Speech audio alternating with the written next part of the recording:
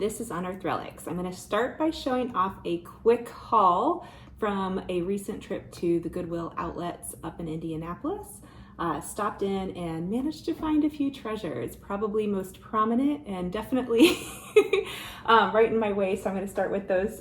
Two things are these really cool circus toys. I think they were handmade and hand decorated, which makes them kind of extra special. This one's a little bit rougher.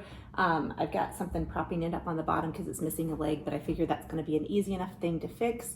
And I thought those would be kind of fun bookshelf kind of items or decor items of some sort. So what else is there?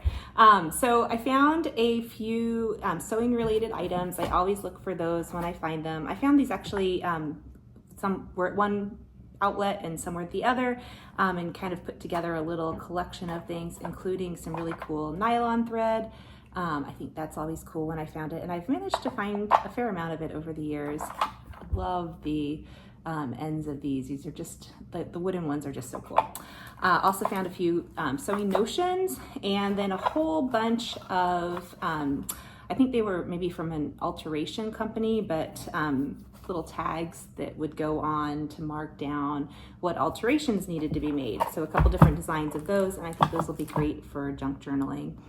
So good vintage sewing haul. Also found this cute little pumpkin. He's kind of broken there, paper mache. I don't think this one's actually old. I think it's kind of like the reproduction style, but it has a fun vintage sort of look to it, and I'm always looking for good Halloween items.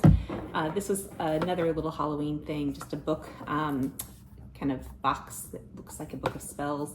And I don't know if I'll do like a collage with that, or like a little vintage assemblage, or just use it for decoration. I think that one's a cool piece too. Found a few books.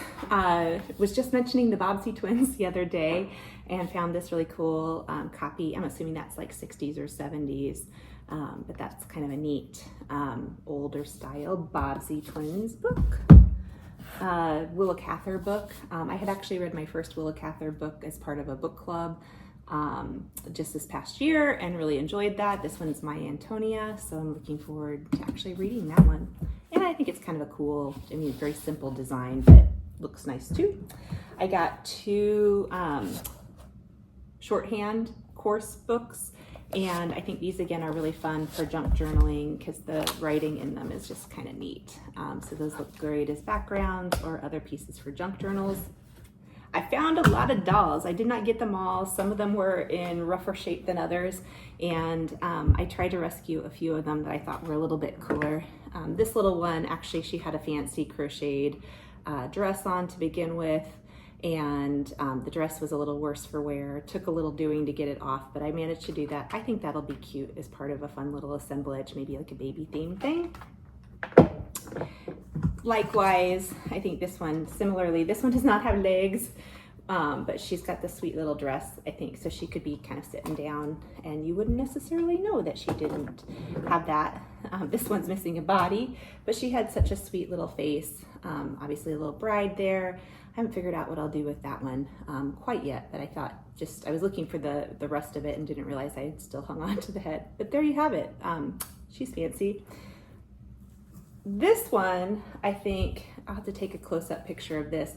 She has this kind of fairy tale themed dress on her, and yeah, so it's got like this kind of motif going around the dress. So the dress is actually, I think, the coolest part of this one. The doll itself she's pretty sweet as well, but the dress is rather spectacular. And I assume, like, yeah, it's too perfect to have been hand done. So I think maybe that must have come with her. Maybe she was like a specialty doll of some sort. Here's another one. Her head's a little bit wobbly, but she's sweet. I love the fact that she had the little high heels. So I think that'll be a fun one to do something with. Also found a lot of really cool vintage sewing patterns. These are just adorable. A lot of kids patterns. I think I actually might already have a few of these. Some pajamas, and then some women's patterns as well. I also got these cool old pillow patterns. So I think my grandparents had similar pillows. So got some bunny napkins there. I might actually use those, but I also think that would be great for like Easter themed crafting. a fun colander with a star motif. The thing I was probably most excited about in all of the treasures that I found on this trip were a couple older magazines. I didn't find the covers. One is A House and Garden, and the other is House Beautiful. And both of them appear to be from the early 1900s. And I'll take some pictures of some of the patterns, not patterns, but illustrations and advertisements that are in these. Both of these have a lot of text and fewer photos and advertisements, but the ones that are in there are quite delightful. So I will show those off. I always love going through them and just kind of seeing the cool things that you can find in the older style magazines. So those were both, I think, really good treasures. There's, some ads on the back there and inside as well. I love that. Anyway, I don't know if there had been more, and I just kind of got the tail end of that, but that was a great find, and I'm excited about that. I also got some vintage sheet music, the polka piece here, some accordion pieces. I also found some other patterns, some prairie hats to start off with, but then a whole set of historical reenactment dresses. So not old patterns, but old style costumes. So, there were lots of records. I only grabbed this cover. I thought I could do something fun as a collage with that. A little bit of Christmas kind of retro looking stuff, but new. Get this cute picture frame. I didn't have the back to that, but I just thought that was really pretty, and it's easy enough to kind of make a back and do something fun in that.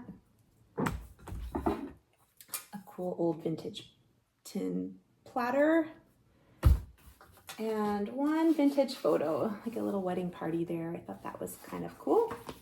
And then you've probably noticed this giant thing over here. Unfortunately, it didn't meet the 15-pound threshold.